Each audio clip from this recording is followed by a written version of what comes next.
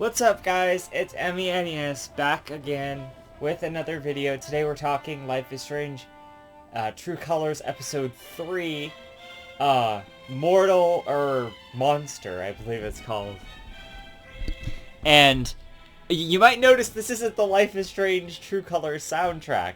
Well, that's because this episode is very RPG inspired. And of course it's Square Enix, so that... And of course, look at this. This is great. I have Dragon Quest and Life is Strange right next to each other on this thing. That was totally not planned, by the way. Oh, and there too! I mean, that's Final Fantasy and Life is Strange, but very similar. And that's still Final Fantasy and stuff. But yeah, you get the idea. Anyway. So, very... I mean, I think it was more referencing, like, Final Fantasy and stuff. Even the little, interactions when you would go through the menus at the later part, were directly lifted from early Final Fantasy games, like, for sure. It might have been, like, the 7 era, or something like that. I definitely recognize those sound effects from Final Fantasy, so, from the menus. That was really excellent. I just can't, I'm still floored. I'm just still speechless that they pulled this off. They did an RPG LARP inside of Life is Strange as a thing. I mean, like, they did the whole D&D thing in Before the Storm, and of course that was also Steph.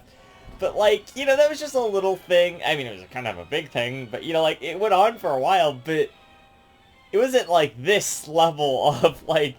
This is crazy. This is a whole episode in this. There's like a little bit after that and a little bit before that, but like this is the majority of this is the bulk, the heart of the episode is this like whole LARP thing. And at first when I heard about that, I thought, oh, this is just going to be something silly and who cares and whatever. But no, dude, this is the most creative and the best part of this game thus far. And the rest of the episode too, the things around that. Ethan's mom, Charlotte, getting angry and all of that. What, like, okay, sure. I understand that. That's gonna be a little bit weird of stuff to resolve. We'll see how that all goes, but, I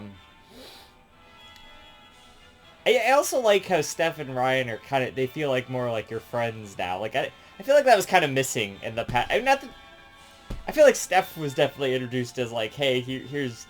she's your friend. Like, now I feel it, Now I feel like, hey, we're in this tight-knit group. Like, this is for reals. Like, we're doing this. We're really, like, a 3-person group here, finally, Like...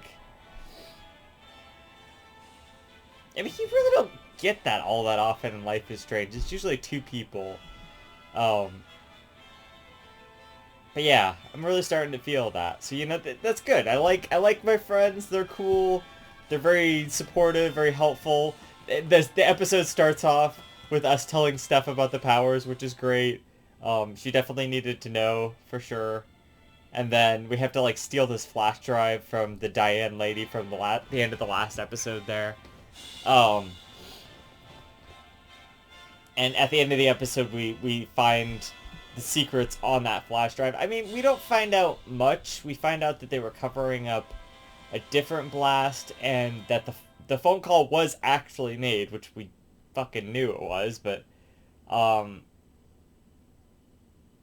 so whatever they were covering up, or whatever they were burying in this other mine, must have been more important than at least what they were considering a kid's life, and then this other guy's life, her brother, Gabe, there.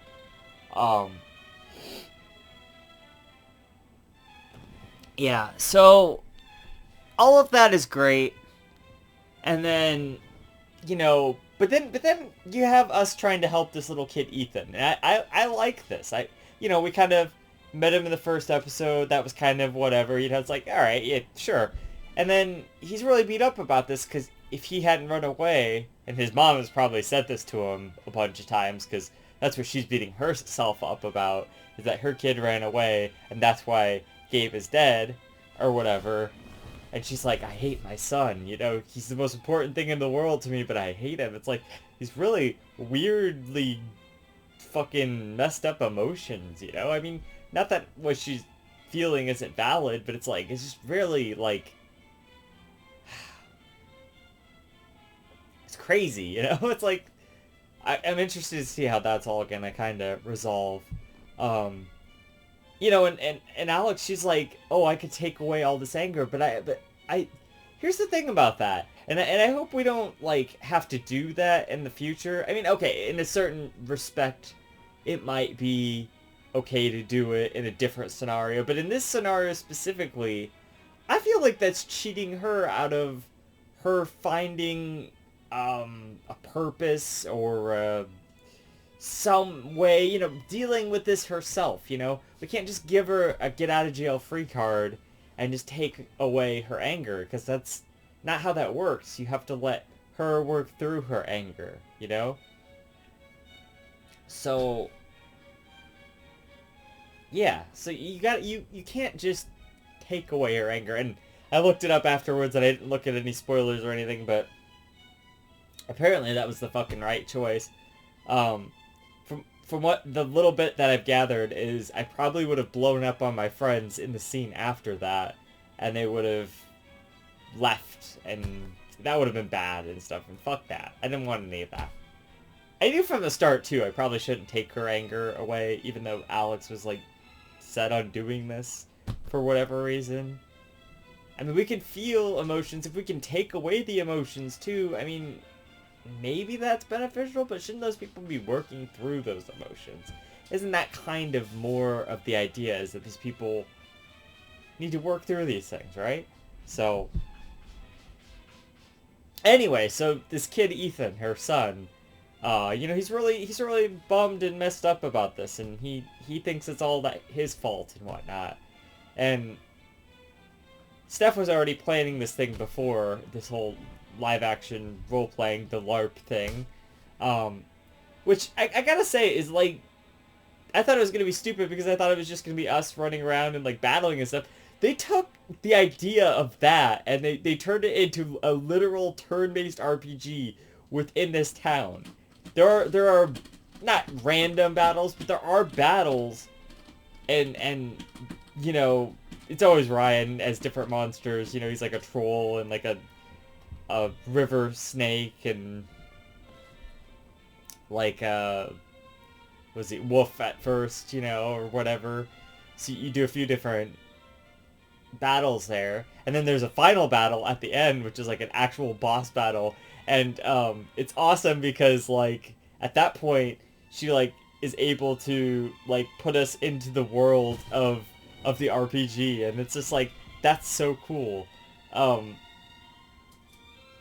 That was excellent. I knew there was going to be a final boss battle because you kept building up all the supplies and whatever. And I definitely explored a lot to try to find those. There's like scrolls on the ground everywhere and like coins and stuff that you need for different stuff. So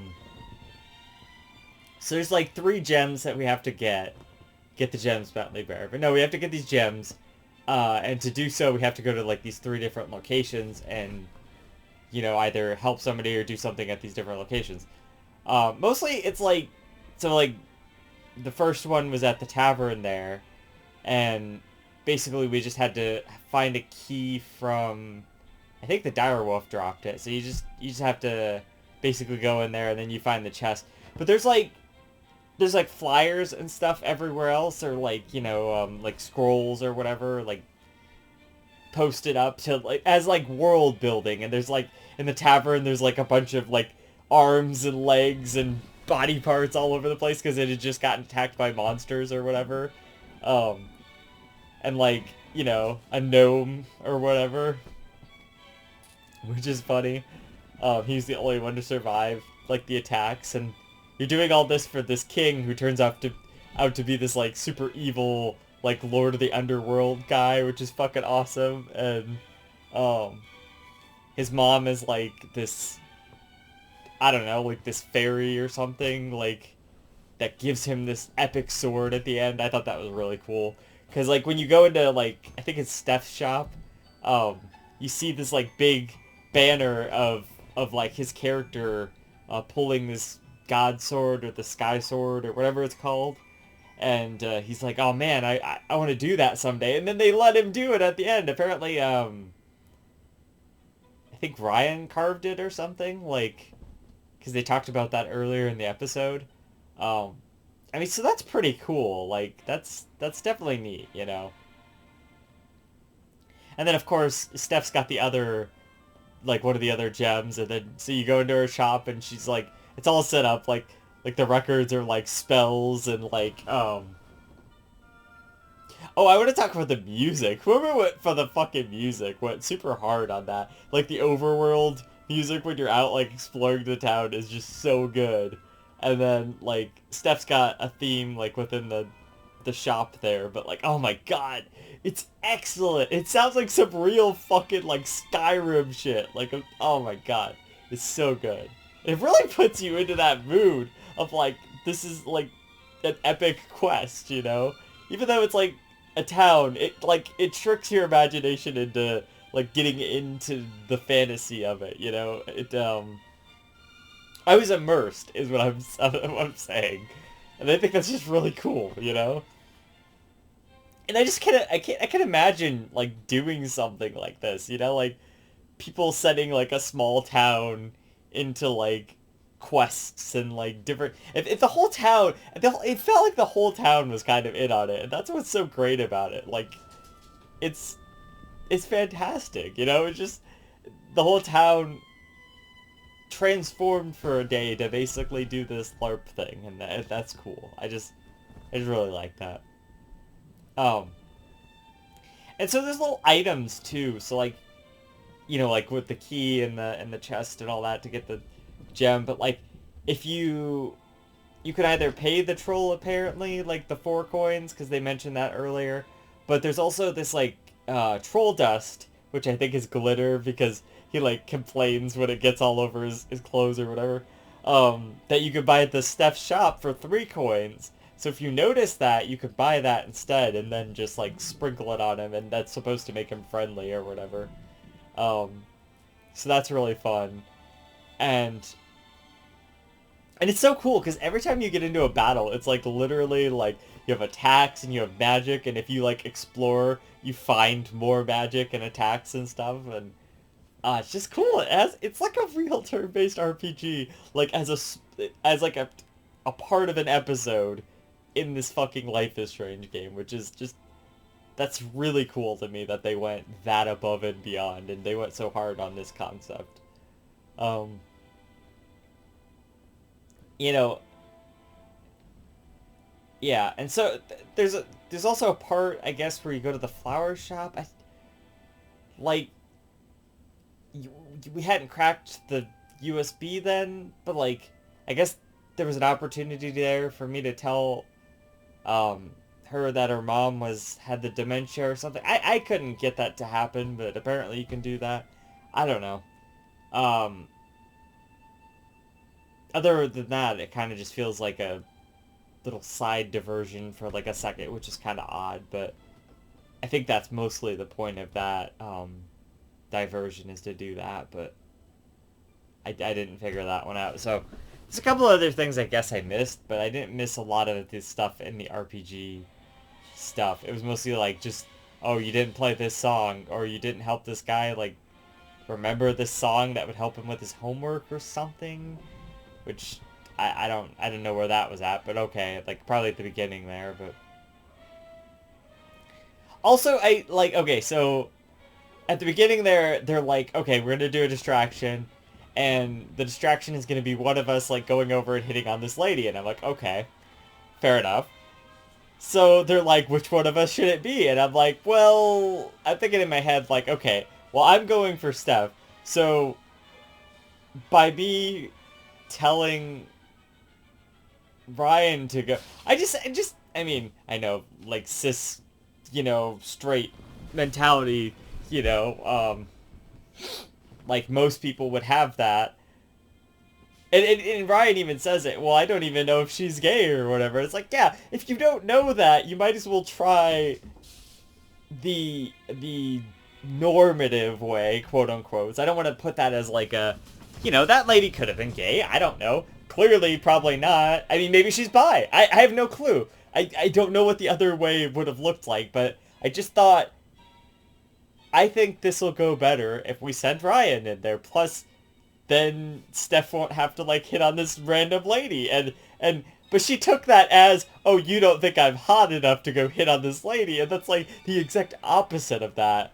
And then like when I went to her shop, I tried to like do the thing to see her emotions, and she was mad, and I'm like, okay, why is she mad?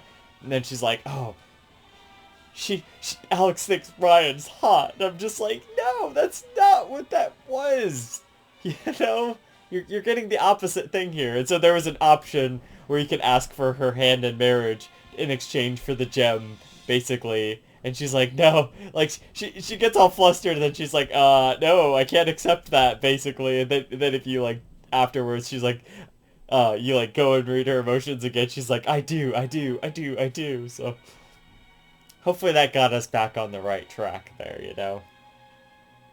Um, I gotta assume it's kind of like a check system, like it was in the previous games, where certain interactions get you more sort of points towards these people and their relationships and whatnot. But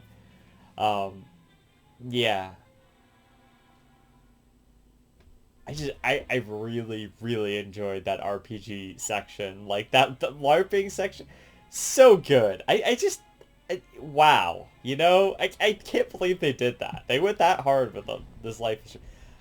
I can't imagine any episode really topping this. You know, I think from here it's gonna kind of get episode 4 or 5-ish from Life is Strange 1 there, because now we're kind of going in investigating this mystery and whatnot. It's gonna kind of be very similar. There was even like a mini deduction like thing where you're looking through the flash drive and the emails and the calls and stuff, kind of like in Life is Strange 1, where you have to like put all the pieces together and whatnot, but not anything to that extent really. You just kind of look through stuff, but yeah, so we'll see how it goes, you know? I am cautiously optimistic, especially after seeing this episode, and really, really, really enjoying this episode, and just the fact that they went this hard on an RPG LARP thing makes me think that maybe they'll do something creative with the next few episodes. I don't know. I don't think we'll maybe have any time for that. Maybe they're just gonna go straight for like all the story and character stuff, but maybe they'll do something. Maybe they'll do something more with it. I don't know. Seems really cool. Seems like a system that you wouldn't... Oh god. Imagine like you get to the end. Okay, this would be pretty silly, but imagine you get to the end and the battle system comes back and whatever. That'd be fucking cool. Be a little weird, but I liked that. I just liked it. I thought it was cool as shit. Like, it really, really... And it really calls back to previous Square Enix games, the Final Fantasies and the Dragon Quests and all of those, and I thought that was just really cool to see in a Life is Strange game. Maybe it's kind of shameless, but I thought it worked, and I thought it was neat how we were trying to help this kid through his problems by basically playing this game with him to kind of, you know, distract him maybe a little bit, or just get him away from thinking about it, but also overcoming obstacles and stuff, you know, and I think that's a really healthy thing to do, and yeah, it kind of works. I mean, he does kind of have a breakdown at the end there, but then after that he sends you a message and he's like, oh yeah, I'm sorry, you know, that was really great, I had a really good time, and it's true. I mean, it was a great time, you know, so I loved that. I loved that. It was so good. What a great episode of this game. Like, I didn't think this game would pull off anything like this, and I certainly wasn't expecting it, and I think this did a lot to further this game as being like a really solid Life is Strange game. Not only the unique LARPing stuff, but all the character development and the closer bonding and friendship between Steph and Ryan and Alex. I think that's all really well done. And then also, you know, now we're starting to get into some of this like relationship-y stuff, I would assume. I mean, there's only a few more episodes, so it can't be that, you know, we have to resolve this stuff now. I know there's, like, more after this. There's, like, DLC or something, and, like, Steph has her own story and stuff. I don't know. Maybe we'll talk about some of that. I have no clue. Right now, we're just trying to kind of get through the game, and then we'll see about that other stuff. Yeah. Great episode. The best episode of this game so far. You know, it's really starting to come into its own, and I hope that we really take this a bit further and really do a lot more with it. So yeah, that's it. Episode 3, great. Until next time, this has been MENES saying, you know, keep it classic, stick around for more reviews, underrated games, subscribe to join the Bad Girl Coven, and I'll see you guys in the next one. Emily, out.